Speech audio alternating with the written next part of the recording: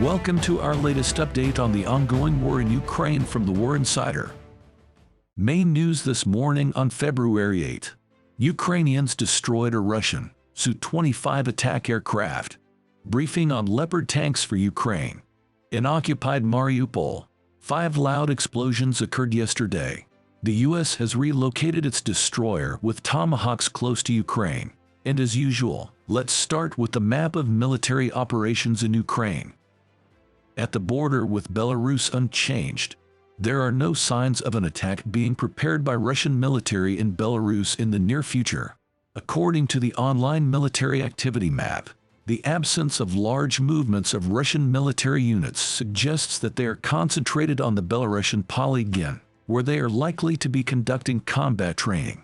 This is indirect confirmation that there will be no offensive operation from the territory of the Republic of Belarus in the near future. On the Su-25 direction, defense forces continue to defeat enemy equipment and personnel in Avdiivka. The enemy is attacking from the platform to Makiivka and from Kremenna along a significant front line. On the Kremenna direction, the escalation is maximal. According to the head of the Luhansk region, Sergei, there are many shelling now. The Russians are trying to break through our defense line. The occupiers are advancing in Avdiivka, he noted. Ukrainian defenders repel attacks. Russians have no success. Also, Gaidai talked about the facts of Russian military provocation, who storm Ukrainian positions, disguised in Ukrainian military uniform. This tactic is used in the direction of Avdiivka, Svatovo Kremennoy direction, and other positions on the front line. The Bakhmut segment, the enemy broke through part of the defense in the Blahodotny area. In the Bakhmut, the Russians have a significant advantage in manpower, but our defenders not only hold the defense, but also periodically defeat the attackers. No advance has been recorded south of the city. The situation in the city is difficult, but under the control of the Ukrainian armed forces and the National Guard. The main attention is focused on the northern outskirts of Bakhmut. The situation in Bakhmut itself depends on the defenders of this section. The Avdiivka segment Russians have partial success in the north of Aprosno and have fully occupied Vodiny. The paratroopers in Marinka destroyed one of the most modern tanks of the Russian Federation. In Vuhledar, 72nd Separate Mechanized Brigade is avenging enemy equipment and repulsing attacks. In a day, Russians launched 8 missile strikes, 5 of which were on the civilian infrastructure of Kharkiv, and 21 airstrikes. 39 shelling was carried out from reactive barrage fire system, in particular, on the civilian infrastructure of Nikolaev, Kherson, and Kharkiv. Residential homes have been damaged. 4 rocket S-300 arrived in Kharkiv for a civilian industrial enterprise, and a massive fire has begun. Yesterday evening, Russian missiles hit the central park of the city of Kharkiv. Ukrainian defenders destroyed the Russian attack aircraft Su-25, the helicopter Mi-24, and 2 enemy UAVs of the Orlan type. They attacked control points, ammo depots, and enemy troop concentrations.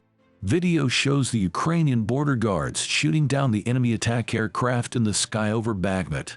It was covering the infantry that was attacking the Ukrainian military's defense line. Border units anti-aircraft system opened fire and brought down the Russian combat aircraft, the Su-25. It caught fire and crashed. The fate of the pilot is unknown.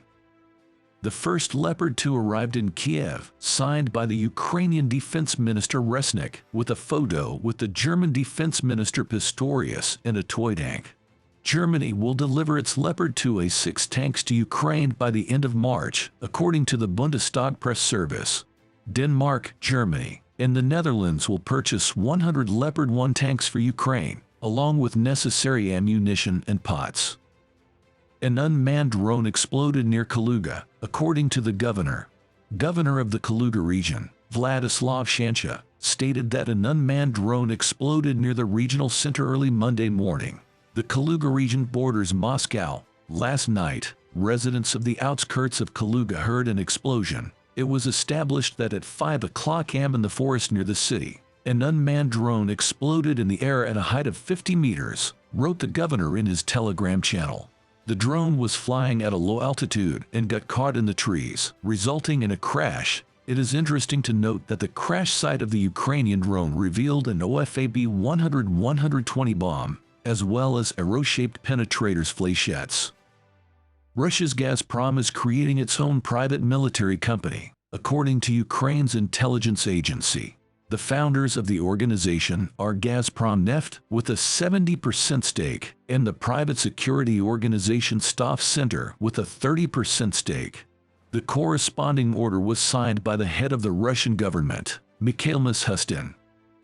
It is unlikely that Russia will achieve significant success in the war against Ukraine in the coming weeks, according to the daily briefing of the British Ministry of Defense.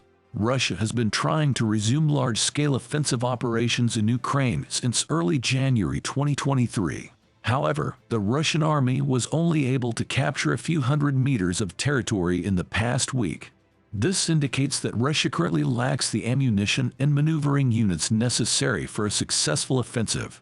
5 loud explosions were heard yesterday near the port in the occupied Mariupol in the Primorsky district. According to advisor to the mayor of Mariupol, Peter Andriaskenko, Russian occupiers recently brought in equipment and air defense systems there. We await official news. The United States has redirected a destroyer with tomahawks closer to Ukraine in the Black Sea. The destroyer with tomahawks is now near Istanbul and within striking distance of Crimea and Rostov. Armed with almost 100 guided missiles, the USS Nitsy became the first American military vessel to enter the Black Sea region since the start of Russia's invasion of Ukraine. The USS Nitsy is capable of reaching Crimea with its missiles, the zone of hostilities in the Donbass, and other important targets in the region. This is all the news for today. Don't forget to subscribe and hit the like button if you enjoyed the video. We'll be back with more updates and information tomorrow. Thanks for watching.